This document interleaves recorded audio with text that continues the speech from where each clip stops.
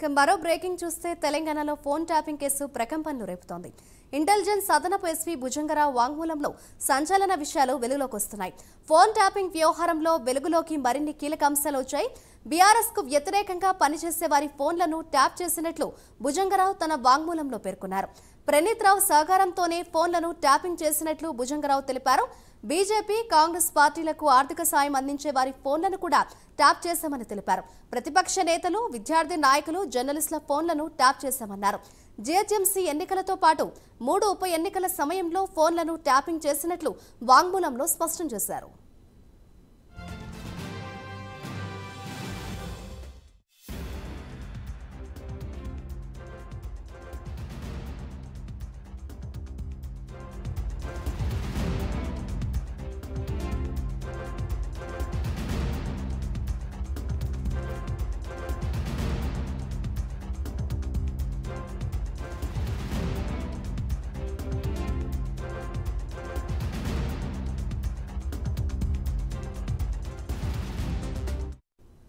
ఇక ఎలాగైనా సరే మూడోసారి బీఆర్ఎస్ ను అధికారంలోకి తెచ్చేందుకు ప్లాన్ చేశామని అన్నారు. ఇంటెలిజెన్స్ అదనపు ఎస్పీగా పనిచేసిన భుజంగరావు సివిల్ తగాదాలు, కంపెనీలు, వీఐపీలు, వ్యాపారవేత్తల వివాదాలను కూడా సెటిల్ చేశామన్నారు. 2 ప్రైవేట్ ఆసుపత్రుల నుంచి డబ్బులను పెద్ద ఎత్తున తరలించినట్లు తెలిపారు. ఎన్నికల ముందు బీఆర్ఎస్ నేతల ఆదేశాలతో టాస్క్ ఫోర్స్ వాహనాల్లో డబ్బులు తీసుకెళ్లినట్లు వివరించారు. రియల్టర్ సంధ్యా శ్రీధర్తో 13 కోట్ల రూపాయలు ఎలక్టోరల్ బాండ్స్ కొనేలా చేశామన్నారు. మాట వినకపోతే క్రిమినల్ కేసులతో చిత్రహింసలు పెట్టామని వాంగ్మూలంలో పేర్కొన్నారు. బీజేపీ అభ్యర్థి వెంకటరామిరెడ్డి, రేవంత్ రెడ్డి సోదరుడు కొండలరెడ్డిపై ప్రత్యేక నిఘా పెట్టామని తెలిపారు. ఇక టీఎస్పీఎస్సీ పేపర్ లీక్ లో కేటీఆర్ పై విమర్శలు చేసిన ప్రతి ఒక్కరి ఫోన్లను ట్యాప్ చేశామని భుజంగరావు తెలిపారు.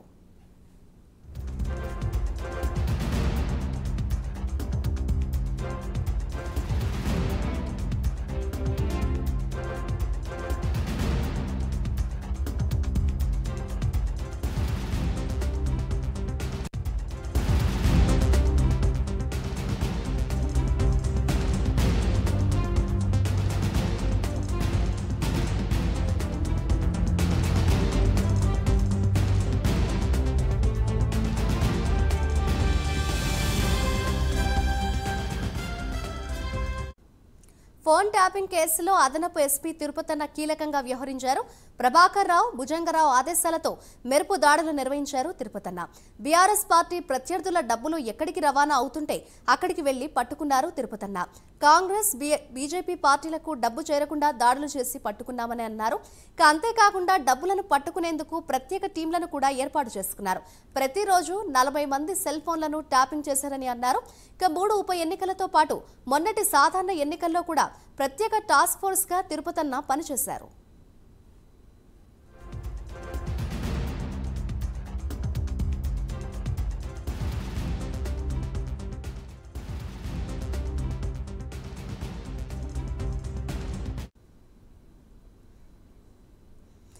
ఫోన్ ట్యాపింగ్ విషయంలో సంచలన విషయాలు వెలుగులోకి వస్తున్నాయి. ఇదే అంశంపై మరింత సమాచారాన్ని మా ప్రతినిధి నాగేంద్ర అందిస్తారు. నాగేంద్ర, చెప్పండి, ఫోన్ ట్యాపింగ్ కు సంబంధించి సంచలన విషయాలు వెలుగులోకి వస్తున్నాయి. తాజాగా దీనికి సంబంధించిన అప్డేట్స్ ఏ విధంగా ఉన్నాయి?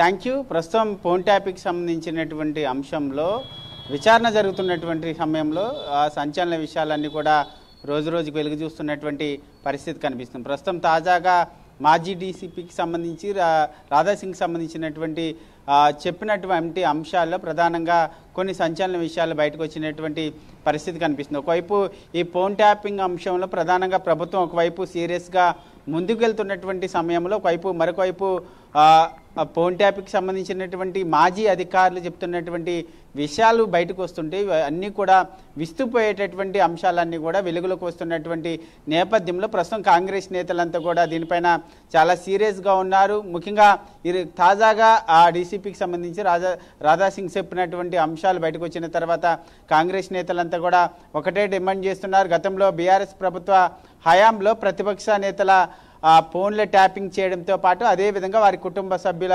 ఫోన్లన్నీ కూడా ట్యాపింగ్ చేశారు.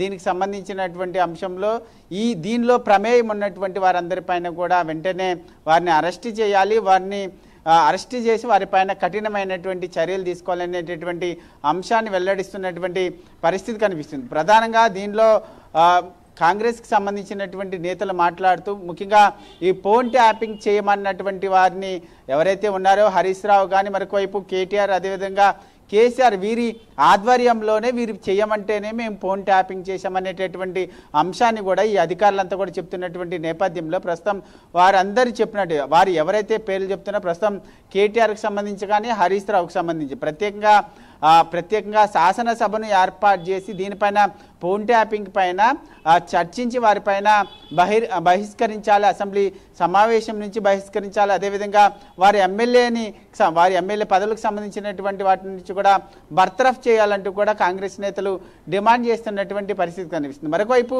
దీనికి సంబంధించినటువంటి అంశంలో ముందు నుంచి కూడా బీజేపీ పార్టీ ఒకటే డిమాండ్ చేస్తుంది. ఫోన్ ట్యాపింగ్ అనేది దేశంలో అతిపెద్ద కుంభకోణంలా మారింది. ఒకవైపు బీఆర్ఎస్ ప్రభుత్వ హయాంలో కుంభకోణాలు ఇది మరొక అతిపెద్ద కుంభకోణం. దేశంలో ఉన్నటువంటి ప్రజలందరికీ కూడా ఇదొక ప్రజాస్వామ్యానికి మాయని మచ్చలాగా బీఆర్ఎస్ ప్రభుత్వం వ్యవహరించింది. కాబట్టి వెంటనే దీనిపైన సిబిఐ ఎంక్వైరీ చేయించాలి, దీంట్లో ఉన్నటువంటి ప్రతి ఒక్కరి పైన అరెస్ట్ చేయడంతో పాటు వారిపైన చర్యలు తీసుకోవాలంటూ కూడా మరొకవైపు బీజేపీకి సంబంధించినటువంటి నేతలంతా కూడా చెప్తున్నటువంటి పరిస్థితి ఉంది. ముఖ్యంగా ఒకవైపు కావాలనే ఫోన్ ట్యాపింగ్కి సంబంధించినటువంటి అంశాన్ని కాంగ్రెస్ ప్రభుత్వం మరుగున పెట్టేటటువంటి ప్రయత్నం చేస్తుంది. దీనిలో పాత్ర ఉన్నటువంటి ఎవరిని కూడా అరెస్ట్ చేయడం లేదు. ఎందుకు అరెస్ట్ చేయడం లేదు అనేటటువంటి అంశాన్ని కూడా బీజేపీ నేతలు ప్రశ్నిస్తున్నటువంటి పరిస్థితి. తాజాగా కేసీఆర్తో పాటు మరొకవైపు కేటీఆర్ హరీష్ రావుకు సంబంధించి వీళ్ళు ముగ్గురు చెప్తేనే మేము గత ఉప ఎన్నికల సమయంలో కానీ అదేవిధంగా సాధారణ ఎన్నికల్లో కానీ వీళ్ళు చెప్పినటువంటి విధంగానే మేము ఫోన్లు ట్యాప్ చేసామనేటటువంటి అంశాన్ని మాజీ ఎవరైతే టాస్క్ ఫోర్స్కి సంబంధించినటువంటి వారంతా కూడా అరెస్ట్ చేసి ప్రస్తుతం విచారణలో ఉన్నటువంటి వారంతా కూడా చెబుతున్నప్పటికీ ప్రస్తుతం వీరిని ఎందుకు అరెస్ట్ చేయడం లేదు అనేటటువంటి అంశాన్ని బీజేపీ నేతలు లేవనెత్తుతున్నటువంటి పరిస్థితి ఉంది. ముఖ్యంగా బీఆర్ఎస్ కాంగ్రెస్ రెండు కూడా ఒకటే అయ్యాయి. కాబట్టి బీఆర్ఎస్ని కాపాడేటటువంటి ప్రయత్నం కాంగ్రెస్ చేస్తుందంటూ కూడా బీజేపీ నేతలు ఆరోపిస్తున్నారు. మరి ఈ కేసీఆర్ అదేవిధంగా వీరందరి పేర్లు కూడా బయటకు వచ్చినటువంటి నేపథ్యంలో ప్రస్తుతం ప్రభుత్వం ఏ విధంగా ముందుకు వెళుతుంది, వారిపైన దీంట్లో పాత్ర ఉన్నటువంటి వారందరినీ ఏ విధంగా అరెస్ట్ చేస్తుందా లేదా అనేది మాత్రం చూడాల్సినటువంటి అంశంగా కనబడుతుంది. అండ్ నాగేంద్ర, మరోసారి తిరుపతి అన్న పేరు కూడా ప్రస్తావనకు వచ్చింది. మనం దీన్ని ఏ విధంగా చూడొచ్చు అంటారు? ముఖ్యంగా దీంట్లో ఫోన్ ట్యాపింగ్కి సంబంధించినటువంటి అంశంలో తిరుపతి అనేది చాలా కీలక పాత్ర. ఎందుకంటే ఫోన్ ట్యాపింగ్కి సంబంధించి కేసీఆర్ కానీ హరీష్ రావు కానీ మరొకవైపు ఈ ముగ్గురు ఏం చేయాలన్నా సరే తిరుపతి అన్న కేంద్రంగానే ప్రధానంగా ఈ ఫోన్ ట్యాపింగ్కి సంబంధించినటువంటి అంశం జరిగింది. ఏం చేయాలన్న ప్రతిపక్ష పార్టీలకు సంబంధించినటువంటి అప్పటి పిసిసి అధ్యక్షుడిగా ఉన్నటువంటి రేవంత్ రెడ్డి కానీ ఆయన కుటుంబ సభ్యులు కానీ మరొకవైపు జర్నలిస్టులకు సంబంధించినటువంటి ఫోన్లు కానీ మరొకవైపు బీజేపీకి సంబంధించినటువంటి నేతల ఫోన్లు కానీ ఎవరి ఫోన్లు ట్యాప్ చేయాలన్నా తిరుపతి అన్నకు సంబంధించినటువంటి ఆయన ఆధ్వర్యంలోని ఫోన్ ట్యాపింగ్లు జరిగినటువంటి అంశం స్పష్టమైంది. ప్రస్తుతం తిరుపతి అన్న ఇచ్చినటువంటి వాంగ్మూలంలో కూడా ప్రధానంగా ఇవే అంశాలను చెప్పడం జరిగింది. గత 3 ఉప ఎన్నికలకు సంబంధించినటువంటి అంశంలో డబ్బులు పట్టుకునేటటువంటి అంశంలో కూడా కాంగ్రెస్కి సంబంధించినటువంటి నేతలు బీఆర్ఎస్కి సంబంధించినటువంటి నేతల డబ్బులు పంపిణీకి పట్టుకునేటటువంటి సమయంలో కూడా వాళ్ళ ఫోన్లన్నీ కూడా ట్యాపింగ్ చేసే మేమంతా కూడా ఈ డబ్బులను పట్టుకున్నామనేటటువంటి అంశాన్ని కూడా వారంతా కూడా స్పష్టం చేశారు. దీంతో పాటు మరొకవైపు బీఆర్ఎస్కి వ్యతిరేకంగా ఎవరైతే మాట్లాడుతున్నారో వారందరినీ కూడా ఫోన్ ట్యాపింగ్లు చేయడంతో పాటు వారు ఎక్కడెక్కడికి వెళ్తున్నారు, వారు ఏం చేస్తున్నారు అన్న దానిపైన కూడా పూర్తిగా వారి ఫోన్లు ట్యాపింగ్ చేస్తూ కూడా నిఘా పెట్టామనేటటువంటి అంశాన్ని తిరుపతి అన్న చెప్పినటువంటి నేపథ్యంలో ప్రస్తుతం ప్రభుత్వం తిరుపతి అన్న కానీ మరొకవైపు ఇతర ముఖ్య అధికారులు ఎవరైతే ఈ ఫోన్ ట్యాపింగ్కి సంబంధించినటువంటి అంశంలో ఉన్నారో వారంతా చెప్తున్న దాన్ని పరిగణలోకి తీసుకొని ఎవరైతే పాత్ర ఉందో వారిని అరెస్ట్ చేస్తారా లేదన్నది మాత్రం చూడాలి. Right, thank you Nagendra.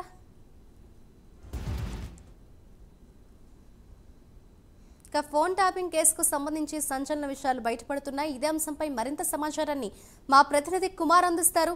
Kumar, చెప్పండి, మరోసారి ఫోన్ ట్యాపింగ్ అంశంకు సంబంధించి సంచలన విషయాలు అయితే వెలుగులోకి వస్తున్నాయి. దీనికి సంబంధించిన తాజా డీటెయిల్స్ ఏ విధంగా ఉన్నాయి? Thank you Madhuri. తెలంగాణలో సంచలనం సృష్టించిన ఫోన్ ట్యాపింగ్ కేసు రోజుకు ఒక కీలక మలుపు అయితే తిరుగుతుంది.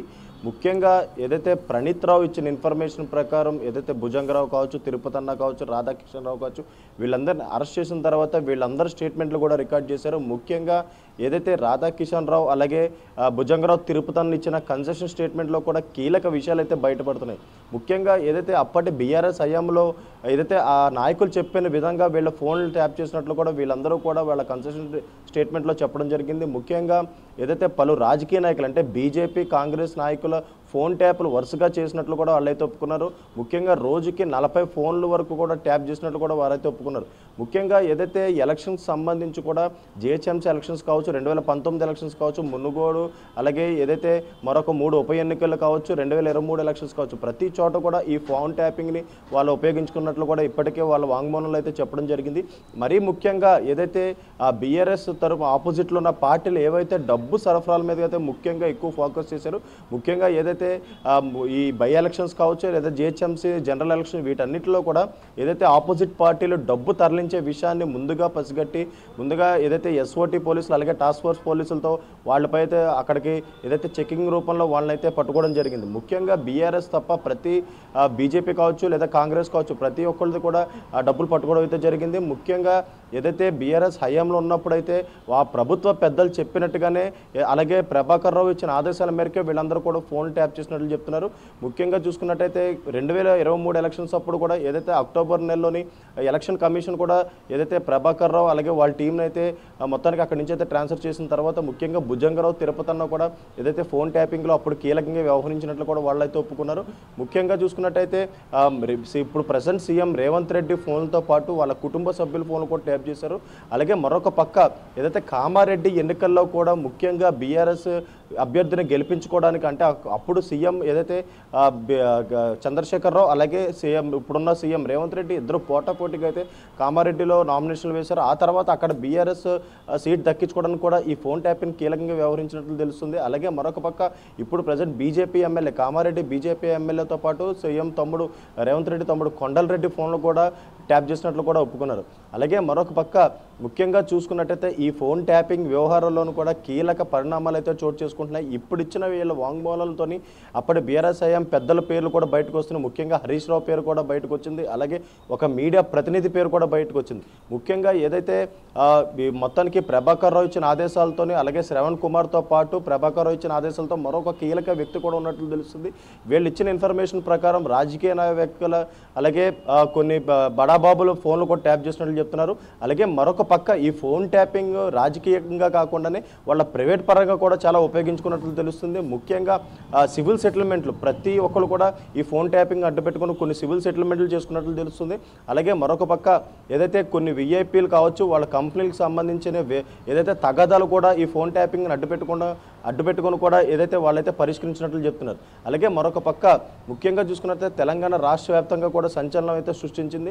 ముఖ్యంగా ఈ ఫోన్ ట్యాపింగ్ వ్యవహారంలో కూడా ముఖ్యంగా కీలకమైన వ్యక్తుల ఫోన్లు అయితే ట్యాప్ చేశారు. అలాగే వాళ్ళ కుటుంబ సభ్యులు అలాగే వాళ్ళ వెహికల్స్ని కూడా ట్రాక్ చేస్తున్నట్లు కూడా వాళ్ళైతే ఒప్పుకున్నారు.